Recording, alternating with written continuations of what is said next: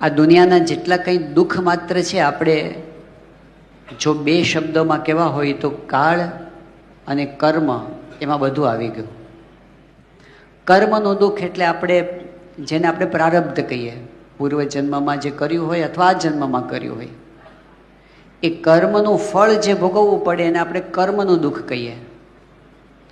એ ભૂતકાળ બધો કર્મમાં આવી ગયો અને વર્તમાન કાળની જે પરિસ્થિતિ છે બધી કાળમાં આવી ગઈ. તો જેટલું કંઈ કર્મનું દુઃખ છે, જેટલું કંઈ કાળનું દુઃખ છે, મહારાજે કીધું જો નિષ્ઠા બાકી હોય તો એ ભક્તનું ભૂંડું કરી શકતા નથી. પણ પછી મહારાજે જે વાત કરી એ વધારે ઇમ્પોર્ટન્ટ છે.